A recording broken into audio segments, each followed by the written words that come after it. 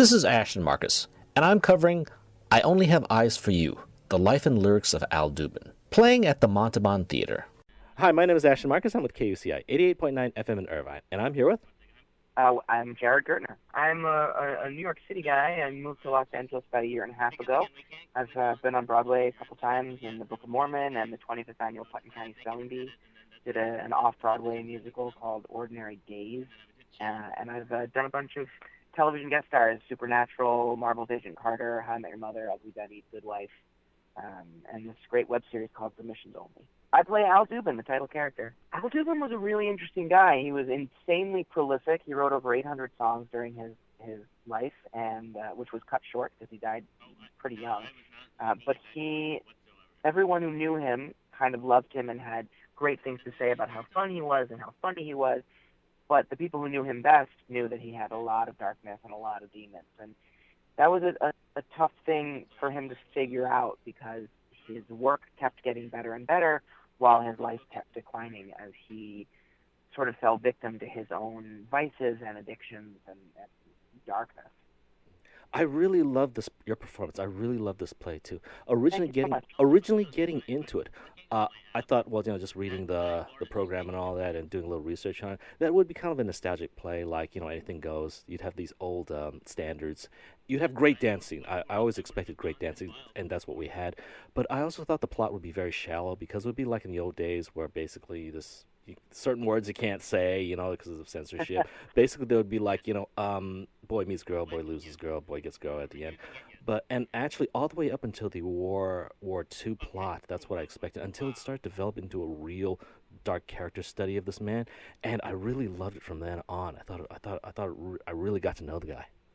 Thank you. Yeah, I think it would be really hard to do a shallow plot when talking about Al Dubin because his life was so layered with highs and lows, darkness and light, and love, but also demons. And so you kind of have to throw all that in or you're not really doing him a service. His music speaks for itself. It's iconic music. It's classic songs that everybody knows and loves. And so that's the nostalgia factor you talk about. But nobody really knows who he is. And here's this guy who's written all these songs that everyone loves, but most people, A, don't know his name, and even if they know his name, they don't know much about his life. So it's a real honor for me to get to sort of introduce him to the world in this show.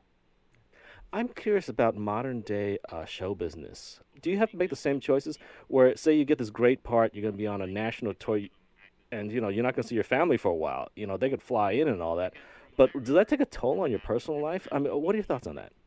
I think it can. Certainly during my 20s, in this business, you have to be kind of selfish and think about yourself and go after things with everything you've got. And so that doesn't leave a lot of time for dating and personal relationships. I miss a lot of weddings, a lot of funerals, a lot of birthday parties, a lot of anniversaries. But as I got into my late 20s and early 30s, I found someone, fell in love, got married, and now he and I have a little baby who's 18 months old. But I will tell you that the only reason I'm able to do what I do and also be a husband and a father is because my husband is willing to make sacrifices and go where my work is. So he moves around with me. When I did Book of Mormon for 3.5 years, he traveled the country with me. He moved to London with me. So that makes it easier. I think you need to have a pretty understanding family if you're going to do this for a living because our schedules are very different than everyone else's. We work nights, we work weekends, we work holidays.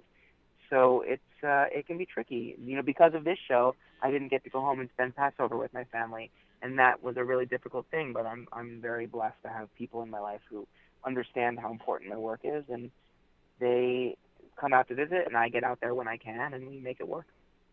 I always love hearing stories like that where basically a person can actually make it work. Because again, I'm in the business too, and I know very well how hard it is. It's not easy. It's just not easy doing this. If my viewers came by and saw the show, what should they expect to see? I think they'll see music that they know and love. They'll see great dancing and singing by this incredible cast that I feel so lucky to be with every night.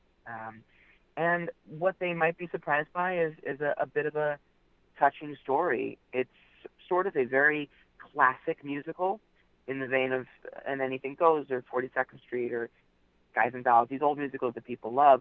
But it's got a more contemporary feel because we really delve into the darker stuff that they didn't do as much back then. Okay, well, once again, I loved your performance. I love Thank the you. show. Yeah, thank you very much for being on the show. Oh, it was my pleasure. Thanks for having me. Hi, my name is Ashton Marcus. I'm with KUCI 88.9 FM in Irvine, and I'm here with. Nikki Bonney. I just moved to LA from New York City. And while I was in New York, I performed in shows like Bring It On.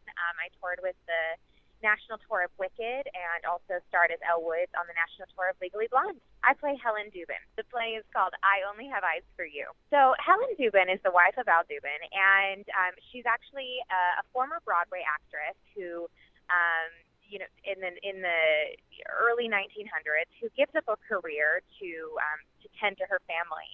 And she is a really devoted wife, and she's also Catholic, which is a very underlying driving force of her character. And she really works through some of the ups and downs of their relationship throughout the show to maintain this relationship, to keep her family together. And I think there's a lot of strength in that, and a lot of things that I think women can relate to, the struggles that we go through in life and relationships, and some of the ups and downs that we all experience in marriage. And hers might be a little bit more extreme, but I do think that it is something that women can relate to and kind of feel for her in that aspect.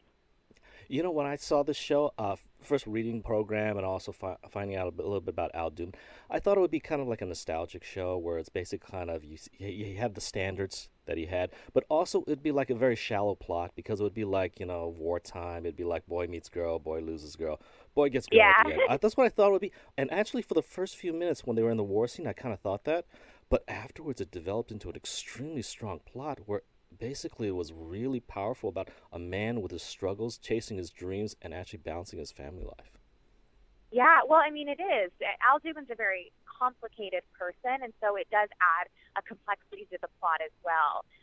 And we see that in a lot of Hollywood today, and especially back in that day and age, there was a lot of different types of struggles that they had, alcohol, drugs, and maybe in a way that they weren't as knowledgeable. So it did have a huge impact on their lives, and it is interesting to kind of see those struggles, to see the struggle that he goes through post-war, to see the struggles that he goes through with his parents, and to see how he deals with that and how it kind of affects the rest of his life, his relationships, his partnership with Harry, his wife Helen, and we all kind of deal with struggles in a different way. And Al's way of dealing with it was often, write a song or tell a joke or have another drink. And it is interesting throughout the whole show that the complexity of watching his character kind of fight off these demons, and then at the very end, without giving anything away, kind of resolving those feelings. I think it is something that is a little bit deeper than just singing Tiptoe Through the Tulips, though we do, and we have a lot of fun. It is something a little bit deeper than that, a little bit more meaty. How realistic is that to modern days? Because if you're gonna have to go on tour and you're married, you got kids. Al Dubin had to not see his kids for months on end. I mean, is that something that you have to deal with if you have a boyfriend, if you have children, and you sign up for a national tour? Is it like you have to choose between them or your career? Oh, absolutely. I mean, you're kind of hitting very personal with me here in a sense that I recently got married and, followed my husband actually to Omaha, Nebraska, before we moved out to Los Angeles. And I did give up a career. I did sacrifice that. And I do think that there is always this juggle of career and family. We actually dated while the entire time we dated, I was on tour with Wicked, and we would see each other for a day in Kansas City and a day here, and it can be really complicated. It can be tough. I think though, when you're able to have a strong relationship and something you're really passionate about, you just know when to make the sacrifice and when not to. You realize, okay, this job is really worth it to me, and can we make it work as a couple, or can we make it work as a family? And you're able to kind of pick and choose your priorities. And I think that is what's important when you're learning to juggle those things. is my career my priority? And if that's the case, is my family life going to struggle? Or is my family my priority? And then and being able to kind of understand the balance of the two, and then knowing when it's worth it to make the sacrifice, when it's like, hey, we're going, I got this dream role. I'm going to be on tour. We're going to be out for 9 months. Like, what do we need to do to make this work as a family? And you make that sacrifice. And I think that's when it works. And I think it's definitely challenging. But I do think it's possible. And I think it's all about juggling your priorities. And I think that there are absolutely sacrifices that are made. But I think when you have two great things, like a wonderful family and a career, that's I mean, I think you're pretty darn lucky to be juggling things like that anyway. So Yeah, I ask that question a lot whenever the theme comes up, just because you hear a lot about divorce in Hollywood. You hear a lot about that. And a lot of the actors and I have talked about that, and we came up with a conclusion that you just have to be fulfilled not through your spouse, because it's kind of a strange relationship when 100% of your happiness has to come from your spouse. That's just unfair, because you're never going to be completely happy. And if you're unhappy, then does that mean it's your spouse's fault? Because they're supposed to make you happy. And that's just not... Well, and then, 100% of your happiness can never come from a career. I think it is about finding that balance and being lucky enough, like I am, to have somebody who supports those dreams. And, and hopefully he feels lucky that I also make sacrifices on my end. So I think it's about finding that balance, because I do agree you can't 100% rely on one thing to bring you that joy or that happiness. Great. I really enjoyed the performance. I thought it was fantastic. So Thank you. Yeah, great. If my viewers decide to come by, what should they expect to see? Well, they should expect to see lots of really fun songs. I think one of the best things about the show, and the best things about Al Dubin, is his work really is incredible. He was an incredible lyricist, and the songs are fun and catchy, and they kind of bring you back to that golden age of Hollywood that we all just love. And Kate Cole's choreography is just gorgeous, and the cast is so talented. We have so many Broadway veterans, people with just an amazing resume of shows that have that they have done. It's really a high quality production being done in LA, and it's really an exciting thing to be able to contribute a show of this caliber to LA theater. And I hope that people will come out and support, and that they'll love the songs and the dancing and the story of that we have created, that we are telling every night. Great. I loved the performance too. I thought it was fantastic. The music are standards, so again, you're familiar with all the songs.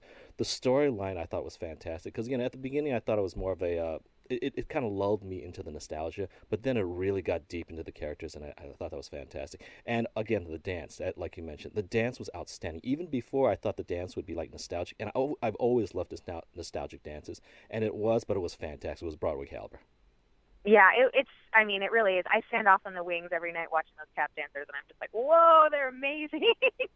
So it is pretty incredible. And whenever you put together a collaboration of songs from one person, kind of a jukebox musical, you kind of think that, the plot might be kind of light and fluffy, but this really does, I think, tug at your heartstrings a little bit, and has some deep things that we're addressing that I think you can really get invested in and enjoy. Okay. Well, once again, I loved your performance, and thank you very much for being on the show.